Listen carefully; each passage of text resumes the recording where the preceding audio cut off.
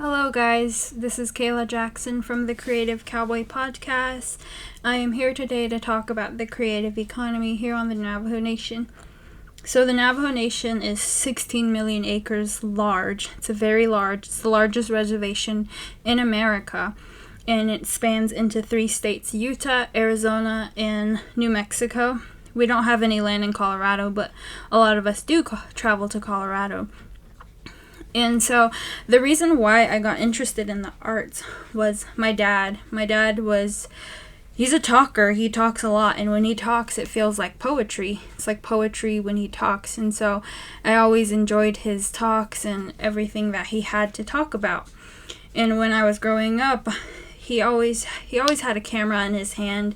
He always recorded us, and he took pictures of us when we're out here on the range, in the ranch. We live in Round Rock, Arizona. We live here. We've lived here forever, actually.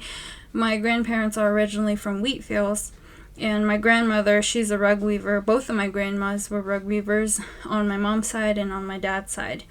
My grandma, on my mother's side, she always would tell me and encourage all of my siblings and all of her grandkids. She'd always tell us, "There's money underneath your fingers." And I'd always be like, "What do you mean, Grandma?" "There's money underneath my fingertips." And I'd look at my fingers. But the way I interpret it now is that she was encouraging me to think outside, think creatively, and work hard for the money that you can gain with your 2 hands and your 10 fingers. And so that's what she instilled in me. I don't have one job. I have multiple jobs. I take care of the cows. I run my photography business, and I'm starting up this podcast. And now I'm like, well, how else can I gain money to sustain myself here on the reservation? Because here on the reservation, it's hard to come by money most of the time, unless you have a really good degree. That's what I'm trying to seek right now, is to get a good degree so I can sustain myself. And it's a big competition here on the reservation. There's not a lot of jobs here for us to apply to. And it's pretty sad, but it makes us very resilient, and that's why we fall back onto the arts. And we're like, it's crazy when you think about it. All of our grandmothers, I'm sure all the Navajos that are listening, our grandmas, they're rug weavers, they're silversmithers, they're basket weavers, they do pottery, they do everything. They're traditional healers, they're practitioners. And so it passes on generation to generation, and we learn from our grandparents, and that's what we always say. We are our grandparents' prayers. And that's a very strong statement when you think about it. Because my Nolly lady, my grandmother on my dad's side, she was a Hatafi, she was a medicine woman, and she'd do a lot of protection prayers for a lot of her clients, a lot of the people who sought her help medicinally. And so we were always raised to be traditional, always have a good, strong medicine man to help you. And I know that there's a lot of new outside ears that are listening to me, but I want to strictly engage this conversation about the creative economy to my Navajo people. I want us to take a step back and think about, hey, our grandparents are very smart, and they're passing on their traditional knowledge onto us to make money, to sustain ourselves, to sustain the economy on the Navajo Nation and worldwide, because we are known worldwide as an artistic tribe. We are sought for our traditional rug weavers.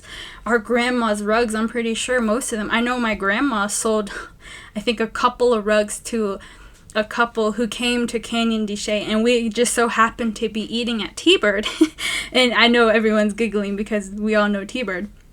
And so they came over to go hike Canyon de Chelly, and my grandma was there, and she told my mom to go over there and sell the rugs to them that my grandma had. And my grandma was always packing with rugs, She was always looking for that next person to sell a rug to. And these people were from Finland. And I was like, where the heck is Finland? And this was before Google, I'm sure. And so we're like, Grandma, it's across 20 oceans, I guess. And she was like, shinko. She's like, that's okay. So we sold it a good price because they saw my grandma, and they're like, oh my gosh, Grandma. And so my grandma sold a rug. And just that thought of knowing that 2 of my grandmother's rugs are sitting somewhere in someone's house in Finland, across the ocean. And we as Navajos, when we do go to the ocean, we pray, we offer our respects, we offer a prayer to the ocean. And knowing that my grandma's rugs are across an ocean is it's amazing when you think about it. And now there's the internet era, where we could throw a piece of rug on the internet and sell it on Instagram, on Facebook, on social media, on our own websites. We have that capacity to think further about the creative economy here on the Navajo Nation. And I know I'm thinking of more of an educational stance, and I'm trying to gear back that and think of it in a more holistic approach, a more organic approach of what my understandings of the creative economy here on the Navajo Nation, because we necessarily don't think of it in this way, but when we do, we're like, oh my gosh, it's happening all around us. We go down to Chinle before COVID, obviously. Every Friday, there's a flea market. All the vendors go there. The traditional food vendors who sell fry bread, my gosh, that's the best thing ever. A roast mutton. I mean, I don't eat mutton, but whoever loves roast mutton and green chili and onions, they buy that there. And they have steamed corn stew. They have tushchin, which is blue corn mush. And they have a wide variety of food. And there's also artists who sell their paintings, their sand paintings, their turquoise, their necklaces, their silversmith work, their stamped bracelets, all of that, their paintings. They go there and they gather, and I don't even know how much money they make, but they hustle. They're willing to make their money sitting there all day in the dust, because every time I do go to Chinle, it's always dusty. And so, but I applaud the vendors, the artisans who sit there and they want to make their money. They have to. That's their only means. And all of the work that they produce is so gorgeous and so beautiful. I just wish us as a tribe would take a look at our artisans and help them write something in the policy to help them be successful. Provide them opportunities, business classes, teaching them about social media, teaching them about creating a website, giving them a platform, because they are the ones who are providing so much culturally to the world. And why don't we give them a platform? I might not be the person to do this, or I shouldn't be saying this, but I am, because I'm thinking about it. And it's just making me wonder why the Navajo Nation doesn't take them seriously. Maybe I'm opening up a can of worms, but I just want you guys to chew on that thought, because this is a very large topic to us as Navajos, and we all understand that because I'm pretty sure 8 generations deep, if I'm thinking about it holistically. But anthropologically, they're going to say, oh, you're only 2 generations deep into this cultural and creative economy, because anthropologically, we can't date it back so long. But me as an individual, as a Navajo, I'm going to challenge that and say we're about 7 or 8 generations back. That may be shooting it very far, but when you think about the trading systems, we would trade with different tribes around us, the Utes, the Comanches out past Texas, the Mexicans, the Spanish people, the Spaniards who came. And then there's Kit Carson that came and plowed us through the dirt, but heck, we're still here, and we're still thriving off of that trading system, because our grandmothers, they weave a rug. The whole process of rug weaving is outstanding. It is amazing when you think about it. And I know every little Navajo kid understands the process of rug weaving. Navajo traditional rug weaving. You start with a herd, your lambs, your ewes, your Joe Denny's. You guys can Google. your goats and everything. You take care of them. You go to grandma's house. You go to Nolly's house, and Nolly's like, come on, Shiaje.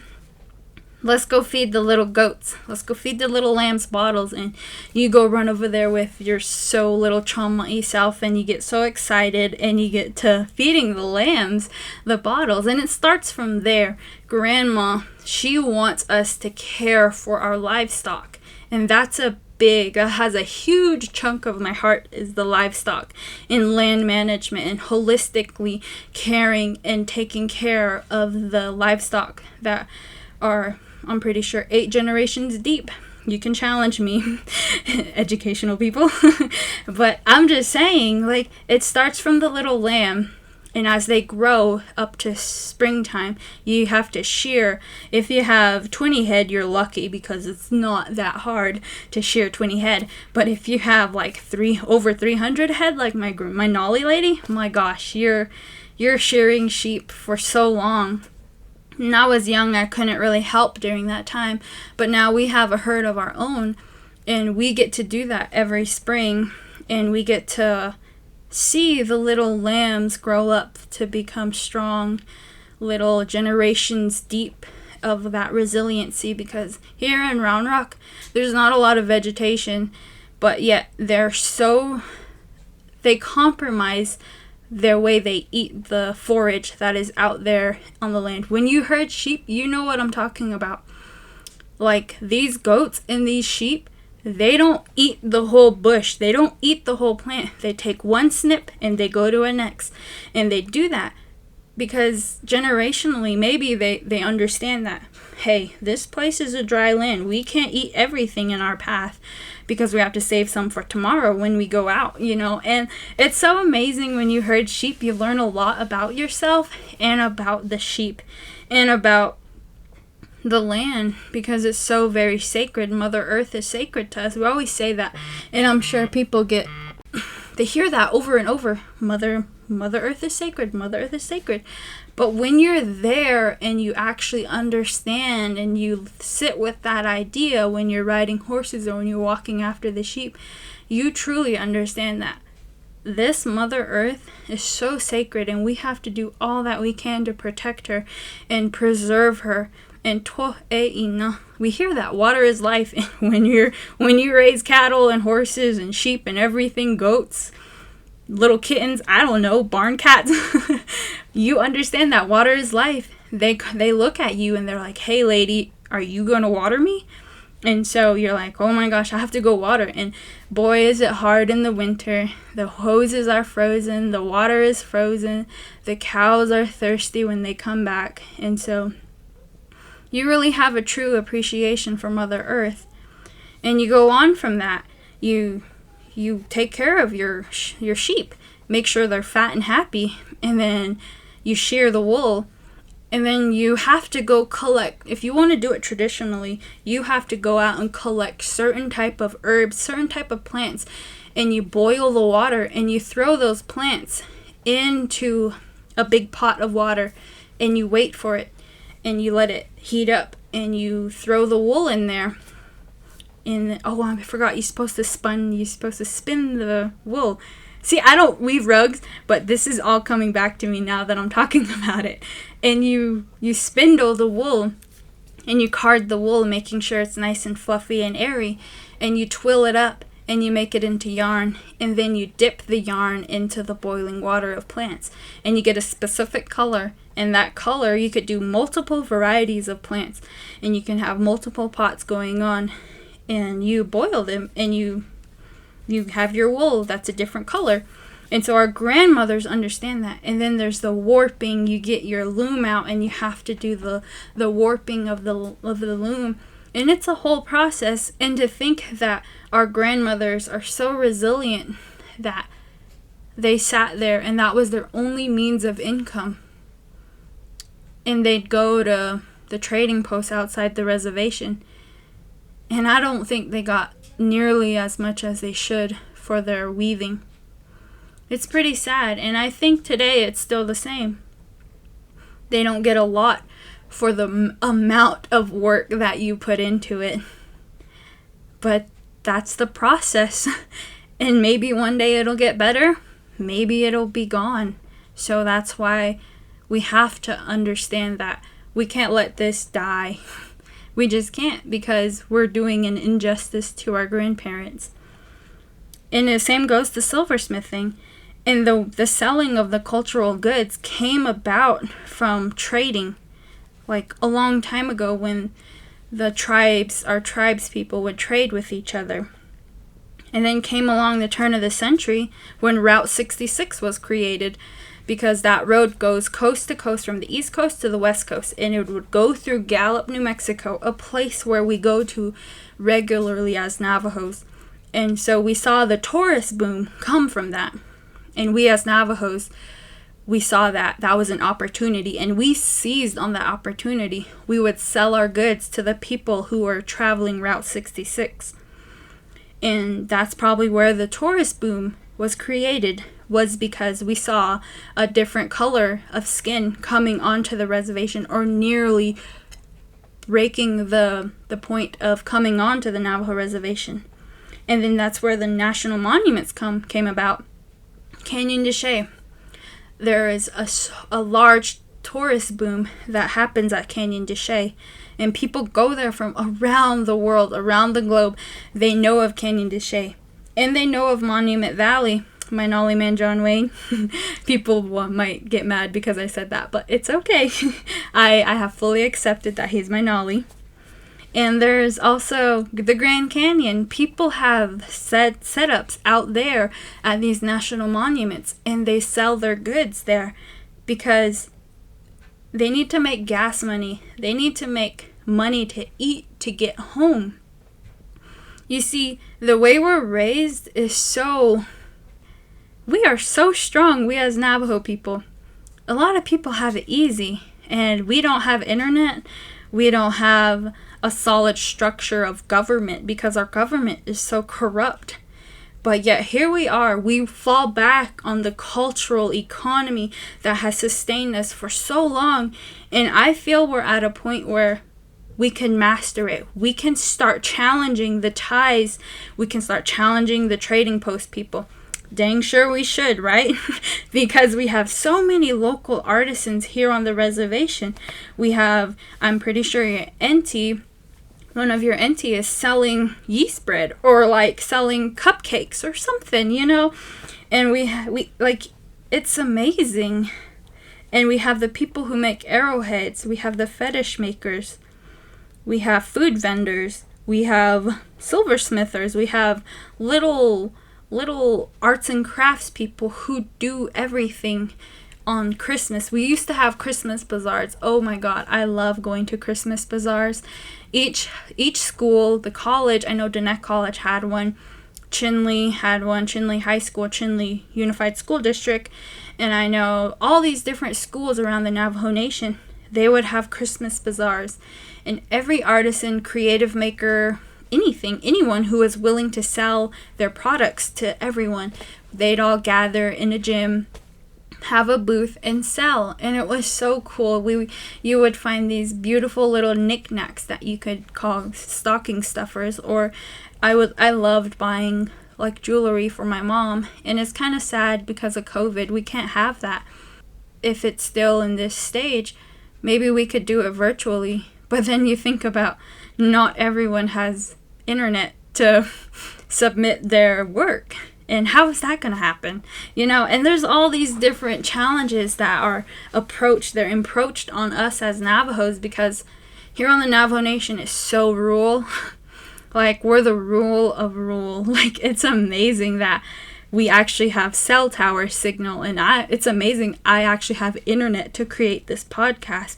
I know the closest thing we have to that is the Navajo Arts and Crafts Enterprise. Everyone knows that at that place, because when somebody has their kinalta, their puberty ceremony, they go over there and they buy the legged moccasins, they buy a bile, which is a woven rug dress, or they buy all the supplies because it's practically made there, because they hire people, they outsource wholesale to local artisans who are strictly, that's all they do.